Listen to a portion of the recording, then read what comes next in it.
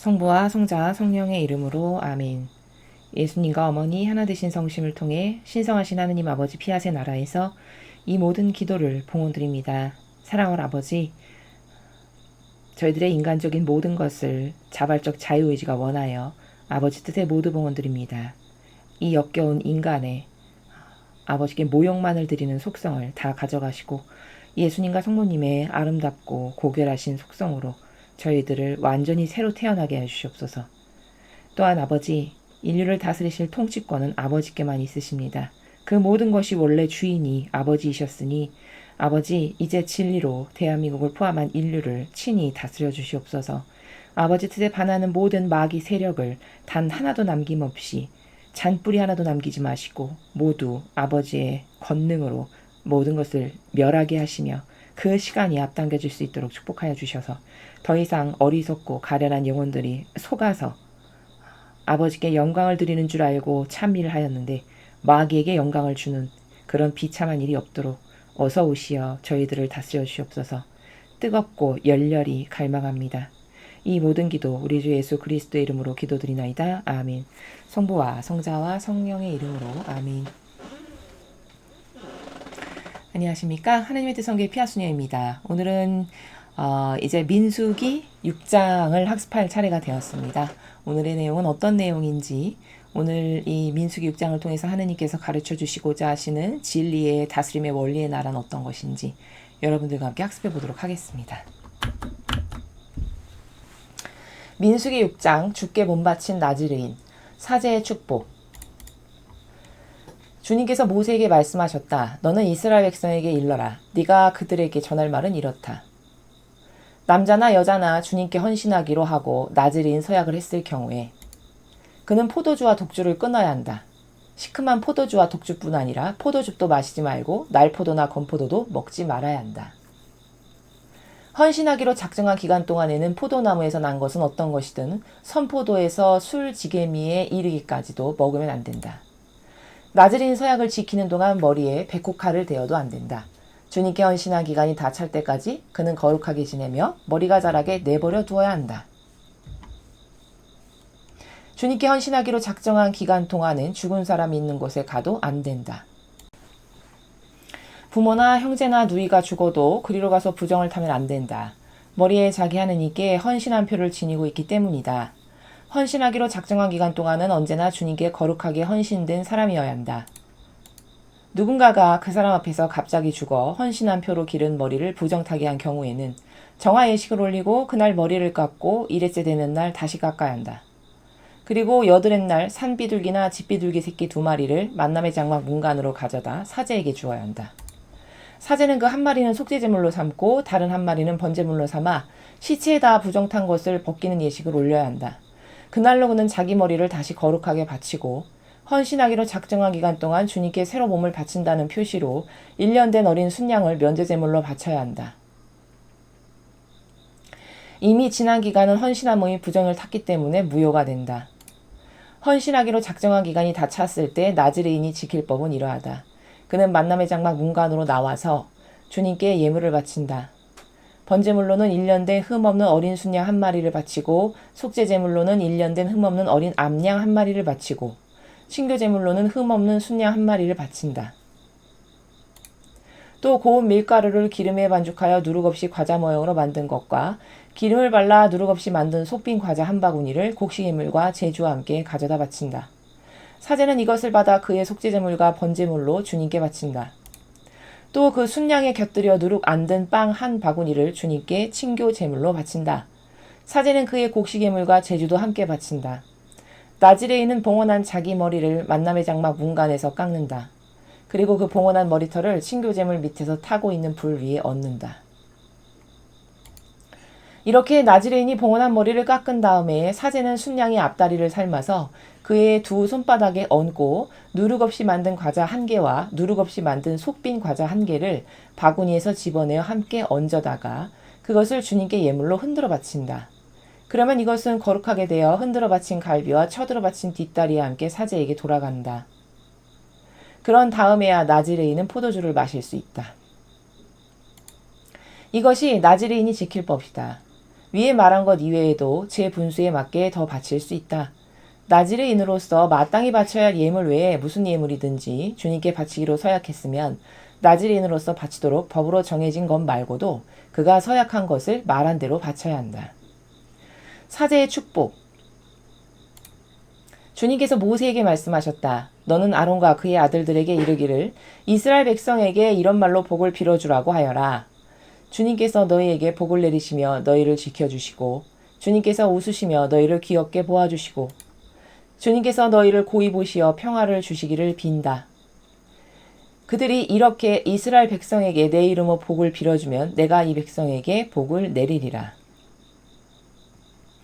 주님의 말씀입니다. 하느님 감사합니다. 오늘 이 6장에서 핵심이 되는 키워드는 이겁니다. 도대체 하느님께 바쳐진다는 것이 뭘까?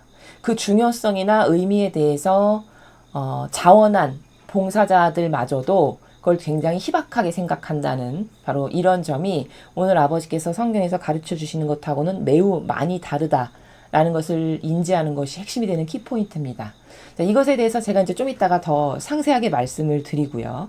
지난 시간에 우리가 뭐에 대해서 배웠냐면 지난 시간에는 부정한 자를 그 공동체에서 아버지께서는 따로 떼어서 추방해라. 이렇게 부정한 자를 다루는 법에 대해서 말씀하셨고 보상법에 대해서 또 말씀하셨죠. 어떤 사람이 동족에게 손해를 끼쳤어. 그러면은 근데 그 사람을 찾을 수가 없어. 그러면 일가 친척을 찾아서라도 보상하라고 말씀하셨습니다. 근데 만약에 일가 친척을 다 수소했는데도 일가 친척도 없어. 그러면 그럴 경우에는 그 네가 손해를 끼친 것에 그 원본에다가 5분의 1을 얹어가지고 그것을 다 사제에게 갖다 줘라. 이렇게 보상을 하게끔 하시는 것을 우리가 확인하였죠. 그리고 마지막으로 간통한 아내. 그 아내를 어떻게 아버지 진리 안에서 처벌을 하는 것이 옳은가에 대해서도 학습했습니다. 그래서 지난 시간에 학습한 내용을 이렇게 보면 제가 여기다 이렇게 한 줄로 요약을 했는데요. 천상의 나라는 부정한 것과 정한 것, 하느님의 세력과 악의 세력을 명확하게 갈라 심판하시는 나라다. 이렇게 정리했습니다. 그러니까 지난 시간에 보면은 뭐 몸에서 고름이 난다, 뭐 이상한 피부병, 문둥병 이런 사람은 진영 밖으로 내보내라. 완전히 분리시켜야 된다. 이렇게 말씀하시죠. 근데 그 부분은 단순 육적 차원에만 국한해서 우리가 생각을 하면 안 되고요. 육적 차원을 말씀하셨지만 사실 아버지의 진리의 나라는 원리적으로 봤을 때 다 본질을 두고 하시는 말씀이거든요. 그러니까 그 육이 다른 사람하고 다르게 어떤 병이 걸려있는 상태이기 때문에 분리시켜야 되는 것보다 더 중요한 건 뭐냐. 사고방식이 오염되어 있는 것. 이것이 사실은 육적 부정을 탄 것보다 사고방식이 부정 탄 게 훨씬 더 무섭다는 겁니다. 그것은 철저히 격리를 시켜야 되는 일이에요. 사실은. 그런데 오늘날의 사람들은 사고방식이 막이다? 이거를 알 수도 없거니와. 그렇죠?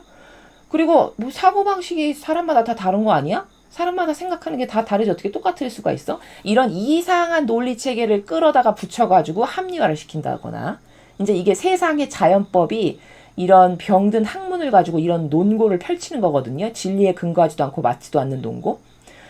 근데 사람이 진리를 모르고 살면요. 우리가 얼마나 아둔하고 멍청한 존재가 되냐면 다 그럴듯하게 들린다는 거예요. 어떤 사람이 무슨 주장을 펼치죠. 그러면 진리적 사고방식이 아예 근간에 뿌리에 내재화되지 않으면요. 그럴듯한 이유를 갖다 붙이잖아요. 그러면 다 그게 이유 있어 보인다는 거죠. 이러면 인생 똑바로 살기 어렵다는 거예요. 제가 인생을 똑바로 살기 어렵다라고 극단적 표현을 하는 거는 이 세상에서 사는데 어려움이 있다라는 것보다는 그 인생의 한평생의 삶이 본질적으로 보았을 때 하느님과 무관한 혹은 하느님께 모욕이나 역겨움이나 들이다가 죽을 수밖에 없는 그런 비참한 삶을 사는 것이 사고방식이 오염됐을 때의 결과인데 사람들은 이게 사고방식이 진리에 근거하지 않고 아무 말이나 막 하고 아무 주장이나 막 해도 그게 부끄러워하지도 않고 그게 내 영혼을 어떻게 지옥으로 끌고 가는지도 모르니까 그렇게 용감하고 무식하게 진리에 근거하지도 않는 주장을 함부로 막 한다라는 거죠. 자, 그래서 하느님은 분명히 설정하시기를 부정한 것, 정한 것. 또 세력으로 보면 하느님께 속한 세력, 그렇지 않은 세력. 정확하게 갈라서 분리시켜라, 떼어놔라, 심지어 그걸 죽이기도 하세요. 그렇죠. 여러분은 이 앞에 레위기에서도 이런 걸 많이 보셨습니다. 근데 이것을 마귀가 요즘 시대에는 마치 자비, 이 단어 하나만 갖다 붙이면 돼요. 자비로운 사람이 되어야 하는 거야, 그리스도인은. 이걸 이렇게 누가 가르치냐? 이 교회가요. 그래서 마치 모든 걸 수용하지 않으면 아주 나쁘고 악독하고 고집세고 이상한 사람 취급, 이런 식으로 하죠. 근데 한평생을 진리를 배워본 적이 없으니까, 그리고 맨날 통용되는 것은 그거니까 그렇지 않은 내가 이상하게 느껴지는, 맞죠? 이렇게 몰고 간다라는 거예요, 이 마귀의 세력이. 게다가 요즘 세상은 선의 세력이 완전히 극소수거든요. 그래서 마라나타 메시지를 보면 아버지께서 항상 이러셨어요. 나의 소수에 남은 자녀들아. 그게 괜한 말이 아니에요. 하느님은 진실과 사실, 팩트에 근거한 진리만 말씀하시기 때문에 나의 소수에 남은 자녀들은 진짜 이 지구상에서 하느님께 속한 세력은 극소수이기 때문에 그렇게 말씀하시는 거예요. 근데 성당만 다녀. 그럼 난 하느님께 속한 세력이야. 이건 착각입니다. 절대 그렇지 않아요. 그럼 본인이 그렇게 생각할 뿐인 거지, 사고방식이 성경, 예수님이나 성모님께서 어떻게 살아가셨고 그분의 진리적 사고방식의 근간이 뭔가, 그럼 내가 그 근간에 근거한 사고방식을 하고 있나? 이런 것을 반추해보고 고칠 수 있고, 아, 이건 마귀적 사고방식이니까 고쳐야 돼. 이런 것을 지금 이 세상에 이 마지막 시대에 알고 있는 사람 몇 명이나 될까요? 거의 없어요. 그냥 자비, 이 단어 하나면 다 통용돼요. 그렇게 통용되라고 마귀가 수천 년 동안 거짓 교회에다가 그 논고를, 그 뇌피셜을 끊임없이 뿌려놔가지고요. 그게 마치 누룩처럼 작고 미묘한 건데, 여러분 누룩빵에 들어가면 엄청 크게 부풀죠. 작고 미묘한 건데 그게 사고방식 안에 들어가죠. 그럼 마치 빵이 부풀듯이 전체가 오염되게 되는 겁니다. 사고방식은 이렇게 무서운 거예요.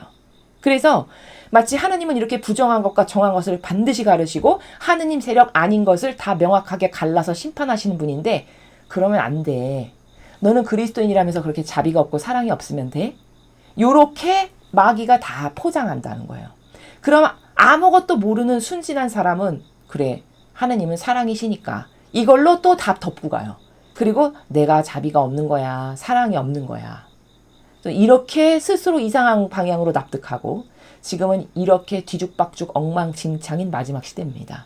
그러면 또 어떤 사람은 이런 생각을 할 거예요. 아니 그럼 뭐야, 자비롭지 않은 사람이 되라는 말이야? 사랑 없는 사람이 되란 말이야? 또 이제 이런 반문을 마귀적 사고방식이 도출을 할 거거든요. 제가 말하는 거는 자비롭지 않은 사람이 되라, 너는 악독하고 악랄하여 남에게 아주 모진 사람이 되라, 그런 말을 하는 게 아닙니다. 자비를 그렇게 아무데나 끌어다 붙이면 안 된다는 거예요.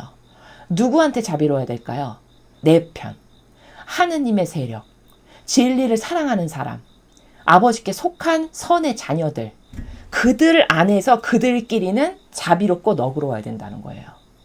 이해가 되셨죠?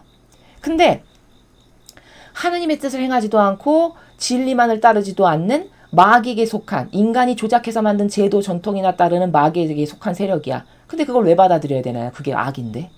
그렇죠. 이건 받아들이면 안 되는 문제라는 거예요. 근데 그렇게 경계를 다 허물어가지고 모두를 받아들여라? 이게 빨갱이 사고방식이고요. 이게 적그리스도도 이 사고방식하고 완전히 똑같아요. 그리고 이걸 카발이 문화적으로 다 뿌려놨기 때문에 요즘 세상은 그렇게 병든 자비가 많아요. 근데 다시 한번 말씀드리지만, 그렇게 아무거나 다 받아들이는 건 절대 사랑이 아니에요. 하느님은 사랑 자체신데 그 사랑이 다 아버지 거죠. 인간이 하느님보다 더 사랑 넘치는 사람 없어요. 그렇죠. 하느님의 사랑은 가장 완벽하고 퍼펙트하고 가장 자애로우신 분이세요. 그런데 그런 분은 이렇게 다 가르신다는 거예요. 근데 감히 역겨운 인간이 마치 자기가 하느님보다도 더 착한 사람인 것처럼 자비를 끊임없이 입에 올리고 살아. 이거는 굉장히 의심의 눈초리로 바라봐야 할 여지가 많아요. 저게 마귀구나.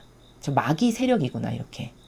그렇게 자비는 아무데나 갖다 붙이는 나라가 아닙니다. 자비는 어떨 때 쓰는 거냐? 하느님께 속한 선의 세력이야. 근데 그 사람이 마치 교황권처럼 무소불위의 힘과 권한을 가지고 있어서 남에게 큰 영향력을 끼치는 것도 아니야. 그냥 소소한 일개 개인이야. 근데 그가 아버지께 속한 선의 세력인 건 확실해. 그런데 그 개개인들이 부족해. 그러면 그럴 때 수용하고 기다려주고 또 격려도 하고 올바르게 같이 이끌고 이렇게 하라는 거지. 거기 빨갱이 마귀 세력인데 빨갱이 마귀까지 끌어안아가지고 모두를 사랑해라? 이거는 완전 마귀적 사고방식이다. 요즘 사람 이런 기준 없습니다. 그냥 아무거나 다 받아들이면 사랑이라고 인류가 그리고 교회가 그렇게 가르쳐놨기 때문에 사랑에 대한 오해가 엄청 많아요. 근데 하느님은 절대 그렇게 하지 않으셨어요. 여러분 성경을 보세요. 제가 입증을 할게요. 사울이 수많은 전쟁을 치렀죠. 왕이 된 다음에. 근데 사울이 전쟁을 나갔을 때 아버지는요.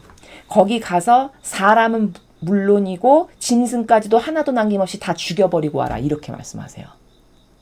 그러면 요즘 빨갱이나 적그리스도의 사고방식으로 그걸 들으면 어머 세상에 아니 전쟁에 이겼으면 됐지 그렇게 잔인하게 거기 있는 모든 사람을 다 왜 죽여 사랑도 없네 이렇게 말해야 되는 거거든요. 근데 하나님은 거길 다 쓸어버리고 오라고 말씀하신단 말이에요. 그럼 왜 그렇게 하셨을까요? 사랑과 자비의 하느님이신데. 그거는 하느님께 속한 세력이 아니니까 그건 다 없애버리는 게 맞다라는 거예요. 사랑은 이게 맞는 거예요. 이해되시죠? 제가 이런 것을 굉장히 강조해서 반복해서 많이 말하는 거는 요즘 이런 걸로 너무 많이 병들어가지고요. 아무리 강조를 해도 부족해요. 왜냐면 사랑을 다 이상한 병든 자기 기호 정서의 나라에서 생각하거든요. 근데 절대 그런 거 아니에요. 그래서 정리하면 하느님은 즉 천상의 나라는 부정한 것, 정한 것 이걸 다 갈라서 분리시키시고요. 하느님의 세력, 악의 세력 이것도 명확하게 갈라서 따로 떼어서 추방시켜라 이렇게 말씀하시는 나라다. 그럼 우리도 내가 진리를 따르는 사람이고 하느님의 뜻 안에서 사는 사람이라면 이 아버지의 사고방식과 똑같이 사고방식을 해야 돼요. 맞죠? 그래야 내가 하느님의 자녀예요. 이 사고방식과 다른 사고방식을 하죠? 그럼 난 하느님의 자녀 아니에요. 그냥 허울만 그렇게 말할 뿐이죠. 이해되셨죠?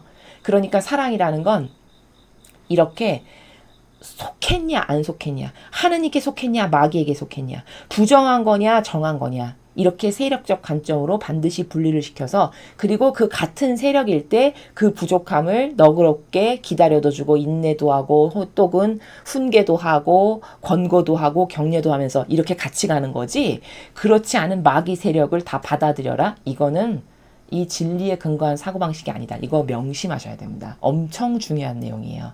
요즘 세상은 이런 거 구분 못해서 다 지옥 가는 이런 시대에 있다라는 것을 여러분이 잘 이해하시기 바랍니다. 오늘은 사실 내용이 그렇게 뭐 대단히 어렵거나 심도 깊거나 심화된 내용이 아니에요. 첫 번째는 이제 나지르인에 대해서 말씀을 하시는데 나지르인은 도대체 뭐냐면 하느님께 바쳐진 자 라는 뜻입니다. 그래서 우리가 성경에서 대표적인 나지르인으로 누구를 알고 있냐면은 삼손 여러분 아시죠? 삼손. 그 삼손의 부모가 그 아이를 저희들에게 주시면은 하느님께 바치겠습니다. 그래서 이제 삼손이 바쳐진 나지르인이 되는 거거든요.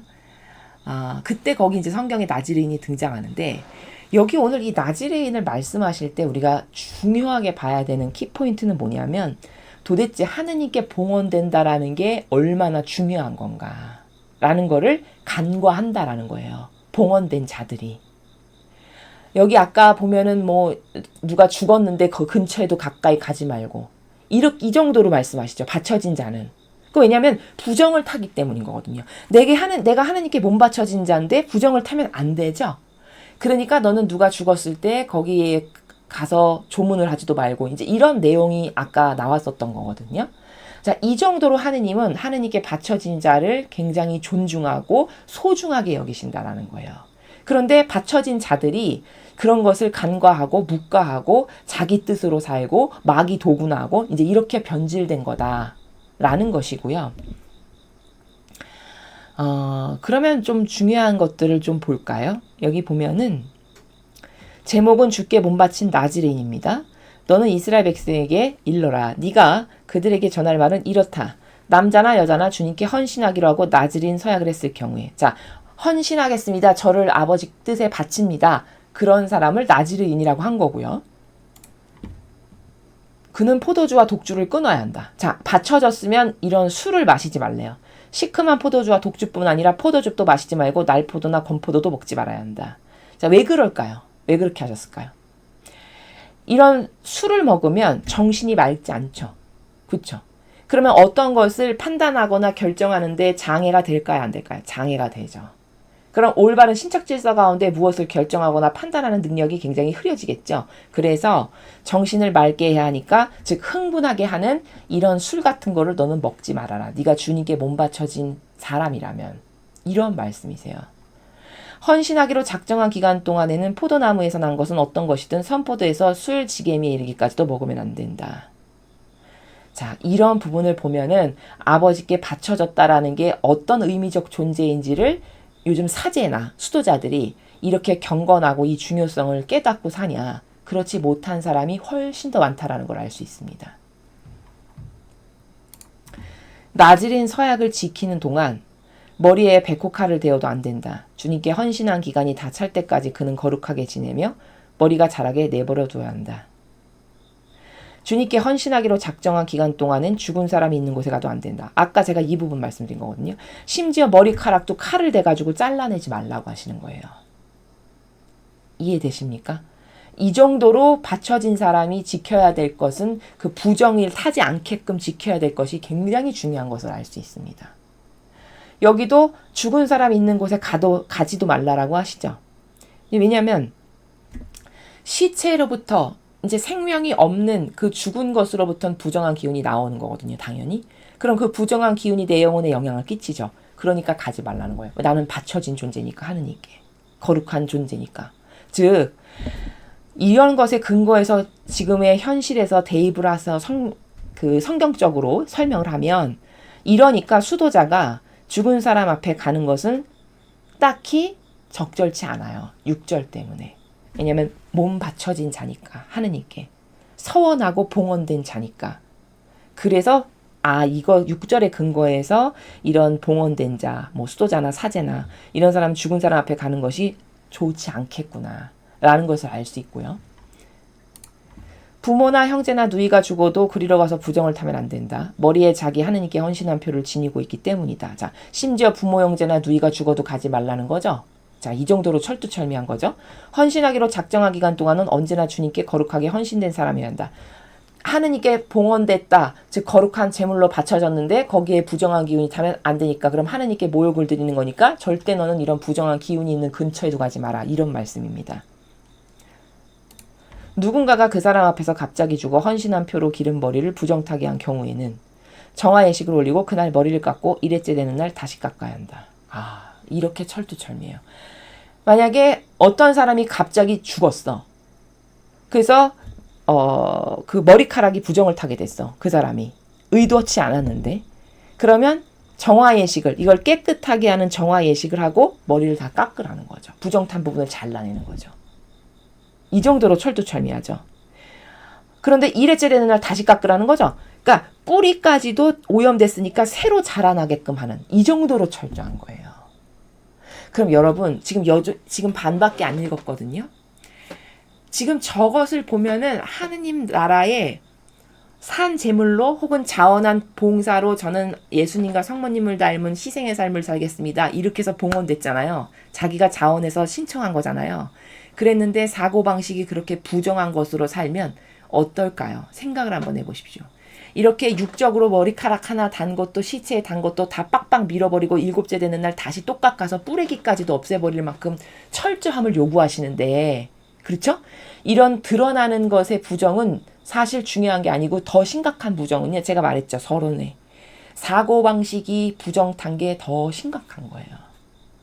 그럼 요즘 세상에 진리에 근거하지 않은 사고방식을 하는 사람이 얼마나 많습니까? 게다가 몸 바쳐진 저는 수도자입니다, 사제입니다 했는데 예수님과 성모님을 닮은 사고방식이나 정신세계로 안 살아.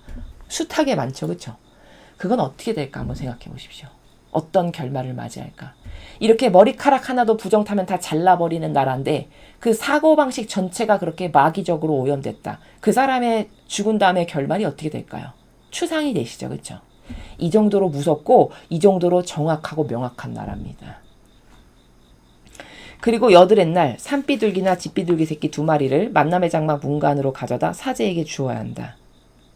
자, 부정 탔으니까 제물을 바치는 거예요. 그 부정 탄 것에 대한 희생의 제물을 바치는 거죠. 사제는 그 한 마리는 속죄 제물로 삼고 다른 한 마리는 번제물로 삼아 시체에다 부정 탄 것을 벗기는 예식을 올려야 한다. 자, 이렇게 이야기하죠. 부정을 탔어. 그러면 그 부정을 벗기려면 공짜로 거저? 아무것도 안 하는데 부정이 벗겨지진 않죠. 뭔가 희생을 바쳐야 될 거 아니에요. 그러니까 희생의 제물을 바치는 거예요. 이 희생을 바침으로써 저의 부정을 벗겨주십시오. 이렇게 되는 거죠. 그날로 그는 자기 머리를 다시 거룩하게 바치고 헌신하기로 작정한 기간 동안 주님께 새로 몸을 바친다는 표시로 1년 된 어린 순양을 면제제물로 바쳐야 된다. 자, 저는 부정 탔으니까 오늘부터 다시 새롭게 아버지께 바칩니다. 이 부정 탄 건 다 이런 속죄제물, 번제물로 씻어버리고 저를 새롭게 받아주십시오 해서 다시 작정하고 새로 몸을 바친다는 표시로 어린 순양 면제제물 또 한 마리를 바치라는 겁니다. 이미 지난 기간은 헌신한 몸이 부정을 탔기 때문에 무효가 된다. 이미 내가 3년이면 3년 헌신한 기간이 있었어. 근데 그건 무효. 넌 부정 탔으니까 부정 탄 이전 거는 다 없는 걸로 리셋. 오늘부터 다시 이렇게 된다라는 거죠. 헌신하기로 작정한 기간이 다 찼을 때 나지레인이 지킬 법은 이러하다. 그는 만남의 장막 문간으로 나와서 주님께 예물을 바친다. 번제물로는 1년 된 흠없는 어린 순양 한 마리를 바치고 속죄제물로는 1년 된 흠없는 어린 암양 한 마리를 바치고 친교제물로는 흠없는 순양 한 마리를 바친다. 자, 이렇게 헌신하기로 작정한 기간이 다 차도 이런 제물들을 바치죠. 자, 이런 원칙을 보면, 이런 진리의 원리를 보면, 그래서 그 수도자도 그 수도에 입회할 때요, 예물을 봉헌하고 입회를 해요. 그 일정량의 그 금액을 입회금으로 냅니다. 그거 왜 그렇게 하는 거냐면, 여기 이런 13절과 14절과 같은 원칙, 진리의 원칙 때문에 그러한 거예요. 여기 이렇게 다 제물을 바치죠. 자기를 헌신하기로 아버지께 서약할 때. 그러니까 수도자도 저도 산 희생제물로 예수님과 성모님을 닮은 자원한 봉사의 삶을 살겠습니다 할 때 이 의미 때문에, 이 원리 때문에 그런 예물을 바친다라는 거죠. 또 고운 밀가루를 기름에 반죽하여 누룩 없이 과자 모양으로 만든 것과 기름에 발라 누룩 없이 만든 속빈 과자 한 바구니를 곡식 예물과 제주와 함께 가져다 바친다. 사제는 이것을 받아 그의 속죄제물과 번제물로 주님께 바친다. 자, 이렇게 가져다 주면은 그 몸 바친 자가 이런 제물을 사제에게 가져다 주면 사제는 그것을 주님께 속죄제물과 번제물로 바쳐드린다는 거죠. 또 그 순양에 곁들여 누룩 안 든 빵 한 바구니를 주님께 친교제물로 바친다. 사제는 그의 곡식 예물과 제주도 함께 바친다. 나지레인은 봉헌한 자기 머리를 만남의 장막 문간에서 깎는다. 그리고 그 봉헌한 머리털을 친교제물 밑에서 타고 있는 불 위에 얹는다. 자, 그 봉헌한 머리카락도 잘라서 함께 태웁니다. 이렇게 나지레인이 봉헌한 머리를 깎은 다음에 사제는 순양의 앞다리를 삶아서 그의 두 손바닥에 얹고 누룩 없이 만든 과자 한 개와 누룩 없이 만든 속빈 과자 한 개를 바구니에서 집어내어 함께 얹었다가 그것을 주님께 예물로 흔들어 바친다. 그러면 이것은 거룩하게 되어 흔들어 바친 갈비와 쳐들어 바친 뒷다리와 함께 사제에게 돌아간다. 그런 다음에야 나지레인은 포도주를 마실 수 있다. 자, 이렇게 해서 나지레인이 자신을 봉헌한다라는 봉헌의 예물로 이런저런 것을 다 가져와서 사제가 그것을 이제 매개체로서 자기가 도구적 역할을 충실히 해서 하느님께 예물로 다 바치고 나면 사제의 몫이 된다. 사제에게 준다라는 거죠. 이것이 나지레인이 지킬 법이다. 위에 말한 것 이외에도 제 분수에 맞게 더 바칠 수 있다. 자, 이것 말고도 하느님께 더 많이 바쳐드리고 싶어. 그러면 너는 얼마든지 더 너의 능력과 바칠 수 있다. 이런 말씀이죠. 나지레인으로서 마땅히 바쳐야 할 예물 외에 무슨 예물이든지 주님께 바치기로 서약했으면 나지레인으로서 바치도록 법으로 정해진 것 말고도 그가 서약한 것을 말한 대로 바쳐야 한다. 그래서 왜 이 진리의 원리의 근거에서 그 성모님도 예수님이 이제 탄생하신 다음에 그 성전에 봉헌하러 가시죠. 그때 예수님만 봉헌하신 게 아니라 비둘기 한 쌍, 비둘기 2마리를 같이 가지고 가서 봉헌하십니다. 성경에 나오죠. 바로 그게 여기 지금 나지레인이 자기를 하느님께 바쳐진 자로 봉헌할 때 이런 많은 예물을 드리는 것과 똑같은 원리죠. 그렇게 자신을 하느님께 바쳐드릴 때 예물도 함께 바치는 것이 신적 질서에 맞는 거예요. 그래서 성모님도 그렇게 비둘기 한 쌍을 예수님 성전에 봉헌하러 가실 때 같이 바친 겁니다. 그러니까 수도자도 입회할 때 입회금을 그래서 내는 거예요. 자기를 산 희생제물로 아버지 뜻에 봉헌드립니다. 그 서약의 예물입니다. 이렇게 같이 바치는 거죠. 여기서 이런 것을 하나 발견할 수 있다라는 것이고요. 그러므로 결과적으로 정리를 하면 여기 등장하는 나즈레인은 사실 예수님의 예표임을 알 수 있죠. 예수님이 이 한참 이후에 오셨는데 예수님도 아버지께 바쳐드렸죠. 성모님께서 태어나신 지 얼마 있다가. 그리고 그 바쳐질 때 함께 예물도 그렇게 비둘기 한 쌍을 바쳐드렸다는 것. 그것의 예표, 나즈레인이 바로 그 예수님의 예표다. 이렇게 확인할 수 있다는 거죠. 그 다음에 이렇게 바쳐진 자는 부정 타는 걸 조심해야 된다. 그런데 이거는 겉으로 드러나는 부정을 조심하는 것만 여긴 나왔지만 사실 이것보다 더 중요한 건 사고방식이 진리에 근거하지 않고 성경에 근거하지 않고 예수님과 성모님의 정신과 가르침과 모범과 달라. 그 사고방식으로 사는 게 여기 몸이 부정탄 것보다 훨씬 더 중요하고 악독한 건데 드러나지 않기 때문에 인간은 모르는 것이다. 이해되셨죠? 그 다음 사제의 축복을 보면요. 주님께서 모세에게 말씀하셨다. 너는 아론과 그의 아들들에게 이르기를 이스라엘 백성에게 이런 말로 복을 빌어주라고 하여라. 주님께서 너희에게 복을 내리시며 너희를 지켜주시고 주님께서 웃으시며 너희를 귀엽게 보아주시고 주님께서 너희를 고이 보시어 평화를 주시길 빈다. 그들이 이렇게 이스라엘 백성에게 내 이름으로 복을 빌어주면 내가 이 백성에게 복을 내리리라. 이렇게 말씀하셨어요. 그러면 여기 지금 두 번째 챕터 사제의 축복 파트를 보면은 알 수 있는 원리가 뭐냐. 아, 사제는 주님의 백성을 축복하는 사람이구나. 이렇게 알 수 있어요. 자, 그런데 여기 중요한 포인트가 뭐냐면 이거예요. 그들이 이렇게 이스라엘 백성에게 내 이름으로, 하느님의 이름으로 복을 빌어주면 내가 이 백성에게 복을 내리리라. 이렇게 말씀하셨거든요. 자, 사람이 축복을 하는데 하느님이 백성에게 복을 내리는 것이 된다라고 하는 이 메커니즘은 어떨 때나 가능한 거냐. 그 사제가 예수님과 성모님을 닮은 산 희생제물로 똑바로 살아갈 때, 즉 하느님과 하나 된 자일 때, 그러면 육신은 그 사제의 육신이지만 아버지와 하나 됐으니까 그 사제의 영혼 안에서 아버지가 함께 사시거든요. 그러면 이 사제가 팔을 벌려서 주님의 이름으로 이 백성을 축복합니다 하면은 겉으로 봤을 때는 육으로는 그 인간 사제가 한 걸로 보이지만 본질적으로 봤을 때는 이 사제가 하느님하고 완전히 하나 됐으면 이 사제 영혼 안에서 아버지께서 축복하시는 게 되는 요런 메커니즘이에요. 그래서 27절에 네가 그렇게 백성에게 복을 빌지 그러면 내가 이 백성에게 복을 내리는 것이 된다가 바로 이 메커니즘입니다. 자, 이럴 메커니즘일 때 그 사제가 복을 빌어주면 하느님이 복을 빌어주시는 게 되는 거지. 아무나 그 사제가 하느님과 하나 되지도 않았고 예수님이나 성모님의 정신과 가르침과 모범으로 살지도 않았는데 그냥 팔을 벌려서 축복하면은 하느님이 축복한 거야. 이거는 좀 너무 비약이 큰 거예요. 이해가 되십니까? 그러니까 이렇게 설명할 수 있어요.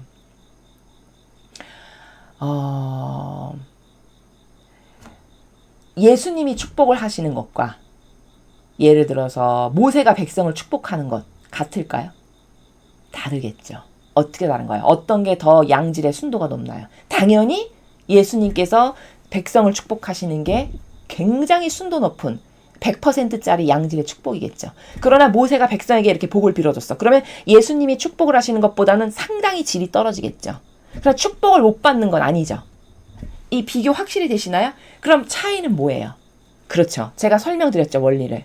예수님은 하느님하고 완전히 하나 되신, 그래서 삼위일체라고 말할 만큼 위격이 세 개인데 완전히 하나. 그래서 삼위일체죠. 그러니까 겉은 예수님의 인성이지만 속은 사실은 하느님 아버지세요.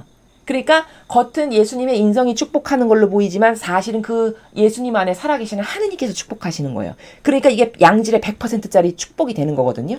근데 예를 들어서 모세가 백성을 축복한다. 그러면 물론 모세도 훌륭한 리더였고 일꾼이었지만 하느님과 하나 된 일치의 정도가 예수님이 하나 되신 것하고는 상당히 많이 떨어지겠죠. 인간적인 속성이 거기는 굉장히 많이 나왔어요. 여러분이 학습하셨다시피. 그렇죠? 그럼 그 인간적인 속성을 지니고 있는 것만큼 부작용이고 썩은 거니까 순도와 질은 예수님에 비하면 현격히 떨어져요. 즉, 더 쉽게 자연법 축복법에서 여러분이 이해하기 쉽도록 설명하면 예를 들어 예수님께서 축복하시는 게 100%짜리라면 모세는 10%, 20%짜리로 확 떨어진다는 거예요.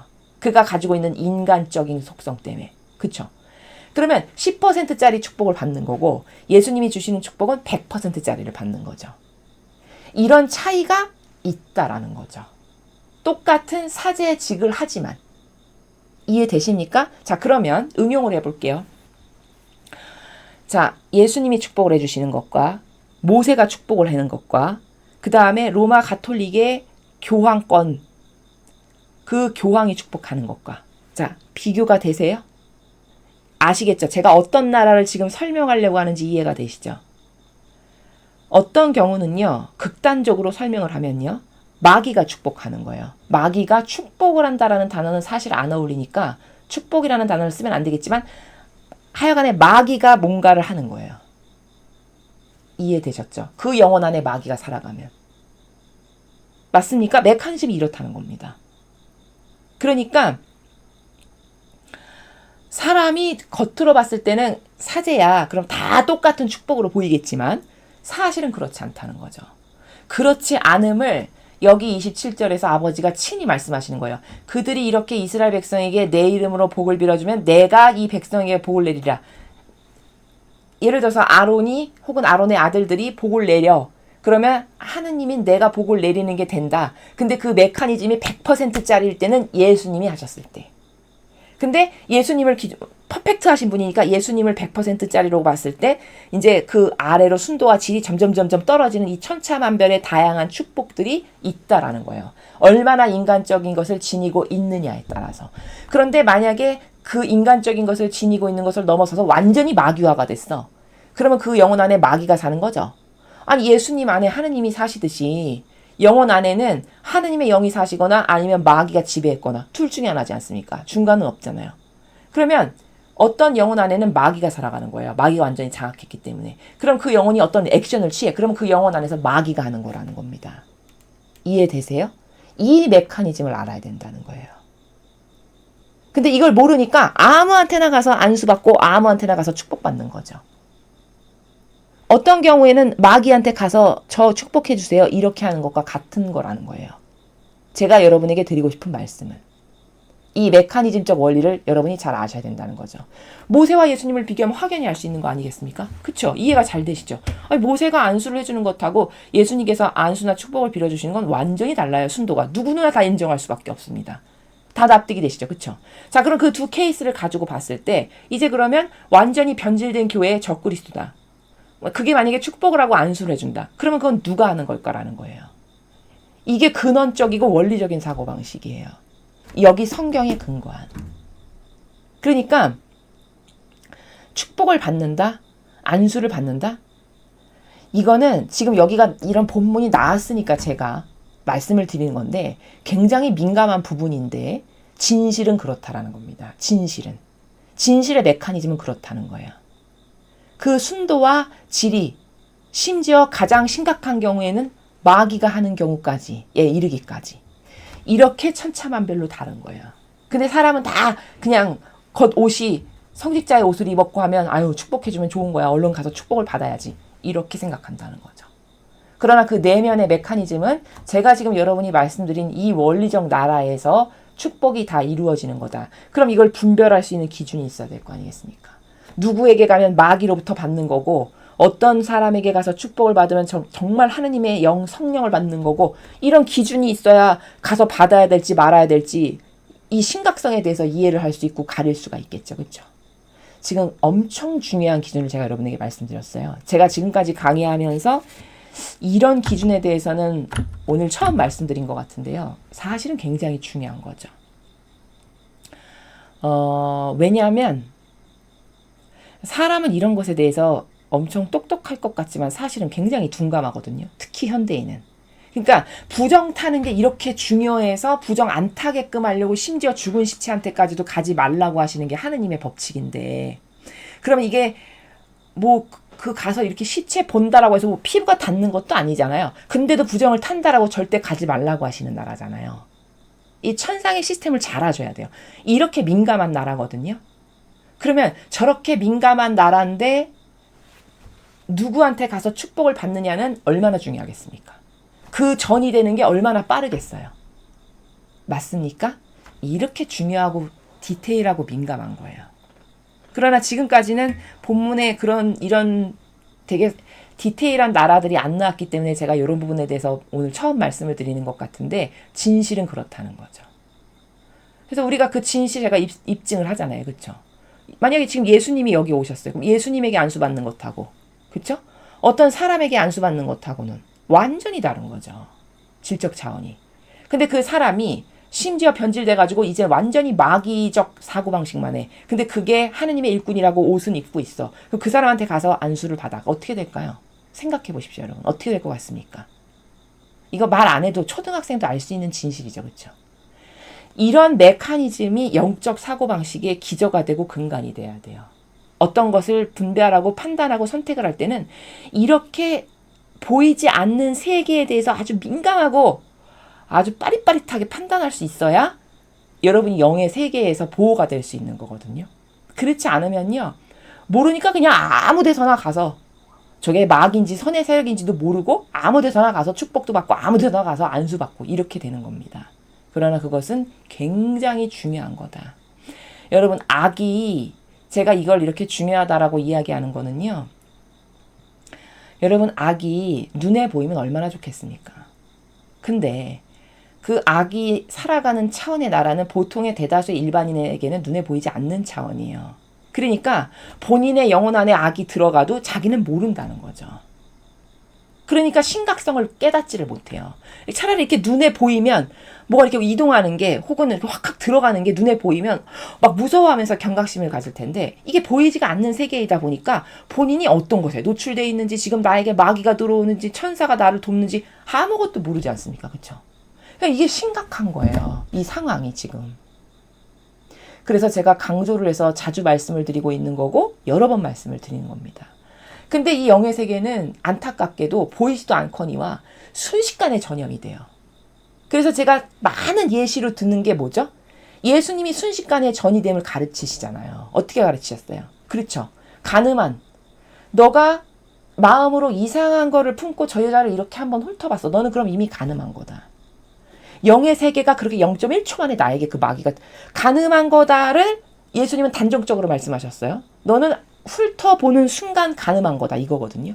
그러면 그 말은 자연법에 살아가는 우리의 언어 표현으로 바꾸면 이런 거예요. 너가 훑어보는 순간 너는 마귀가 들어온 거야 이미. 이 말입니다. 근데 그 당사자가 음란 마귀가 본인에게 들어온 걸 알까요? 절대 몰라요. 절대 모르죠. 그리고는 나는 원래 좀 이런 사람? 기호가 좀 이런 사람? 이렇게 이해하겠죠. 기호나 뭐 정서가 이런 사람으로. 근데 그런 게 아니라 음란 마귀가 그런 마음을 갖고 훑어보는 순간 이미 자기에게 들어간 거예요. 그럼 마귀 나라가 이런 건데 영의 세계가 이런 건데 얼마나 조의를 해야 되겠습니까? 얼마나 경각심을 가져야 되겠어요? 들어와도 모르고 나갔어도 몰라요. 인간은요. 그렇게 취약한 겁니다. 영의 세계에. 그럼 어떻게 자기를 보호할 건가요? 보이지도 않고 느끼지도 못하는데. 맞죠? 그리고 이게 얼마나 중요한 거냐? 내가 만약에 나한테 마귀가 들어왔죠. 그럼 나는 한평생 마귀랑 같이 사는 겁니다. 얼마나 무서운 겁니까 이게? 그쵸? 그럼 이런 무서움을 알고 경각심을 갖고 내가 그런 마귀에게 노출돼서 한평생 마귀적 사고방식으로 안 살려면 어떻게 해야 될까요? 방법은 뭘까요? 그래서 제가 말씀드리는 거예요. 끊임없이 성모님께 여러분 자신을 봉헌하십시오. 예수님께 봉헌을 드리세요. 저를 마귀로부터 보호하시고 지켜주시고 절대 성경에 근거하지 않은 마귀적 사고방식을 하지 않도록 지켜주세요. 이것밖에 없어요. 방법이. 우리는 나약한 인간인지라 내 자신이 마귀로부터 보호할 능력이 없습니다. 그럴 능력이 안 돼요. 보호는 하느님만이 해주실 수 있고 예수님하고 성모님만 해주실 수 있어요. 은총도 예수님과 어머니와 아버지만이 주실 수 있는 거예요. 그러니까 끊임없이 매달려야 되는 거죠. 거기 의탁하고 매달리고 봉헌드리고 저를 도와주세요. 지켜주세요. 하나 되신 성심에 제 영혼을 봉헌드립니다. 이렇게 해야 되는 거죠. 그럼 그렇게 내 자유의지가 그걸 원해서 말씀을 드리니까 아버지는 보호를 해주실 수밖에 없어요. 원하시는 대로, 우리가 원하는 대로. 맞습니까? 자, 이런 메커니즘을 영의 세계가 이런 식으로 돌아간다라는 메커니즘을 알고 여러분이 이렇게 민첩하고 순식간에 이루어지는 이 세계에서 내 이렇게 위험한 마지막 시대를 살아가는데 내 영혼을 보호하려면 내가 어떻게 액션을 취해야 되고 내가 뭘 두려워해야 되고 뭘 주의해야 되는지 이런 것에 대해서 많은 경각심을 가질 필요가 있다. 그것의 한 부분을 오늘 제가 여기 사제 축복 파티에서 말씀을 드린 겁니다. 사실 오늘 제가 서두에 그렇게 대단히 중요한 내용이 없다라고 말씀드렸는데 겉으로 보았을 땐 그런데 사실 본질적으로는 이게 선의 세력인가 악의 세력인가 어디에서 축복을 받으면 내가 진짜 축복을 받는 거고 내가 자칫 잘못하면 마귀의 영이 나에게 들어올 수도 있다라는 것에 대한 요 관점 하나만 오늘 똑바로 학습했다. 그러면 성공이에요. 지금까지 그런 관점이 없었는데 오늘 그런 관점이 생겼다. 그럼 여러분은 앞으로 그 마음 안에 경각심의 나라가 딱 생기죠. 경각심을 갖고 아무에게나 그런 것을 청하지 않겠죠. 그렇죠. 분별을 할 거고 살펴볼 거고 누가 진짜 하느님의 일꾼인가를 조심스럽게 따져볼 거고 진짜 하느님의 일꾼에게 은총이나 축복을 받아야지 그렇지 않으면 여러분 안에 마귀가 들어가기가 얼마나 쉬운가. 왜냐면 마귀가 순식간에 전이 되는 나라의 메커니즘적 시스템을 예수님이 가르쳐 주셨잖아요. 그걸 항상 명심하시기 바랍니다. 그래서 여러분 자녀들 기르실 때도 TV 다 집에서 없애고 인터넷 없애는 게 왜 중요하냐. 그 자녀들이 음란물 막 보잖아요. 찾아서. 그 보는 순간 들어간다니까요. 그럼 그 아이가 자기에게 악이 들어온 걸 알까요? 절대 모릅니다. 어떻게 알겠습니까? 그냥 뭐 사춘기 때 다 이런 호기심 있는 거 아니야? 이런 수준으로 생각하고 넘어가겠죠. 근데 그런 거 아니에요. 이해되셨죠? 자, 이런 것에 대한 영의 세계의 메커니즘을 잘 이해하시고 여러분의 자녀들, 여러분 각자 자신을 영적으로 어떻게 보호해야 되는가 지켜주려면 내가 이 마지막 시대에 특별히 예수님과 어머니께 아버지께 얼마나 나를 맡겨드리고 내어드리고 보호해주세요, 지켜주세요. 하나 되신 성심에 저를 맡겨드립니다. 이걸 얼마나 수시로 자주 해야 되는지를 잘 인지하셔서 여러분의 영혼을 지킬 수 있고 여러분 가족의 영혼을 지킬 수 있는 그런 분들이 되셨으면 좋겠습니다. 이상으로 민수기 6장 해설 강의를 마치겠습니다. 감사합니다.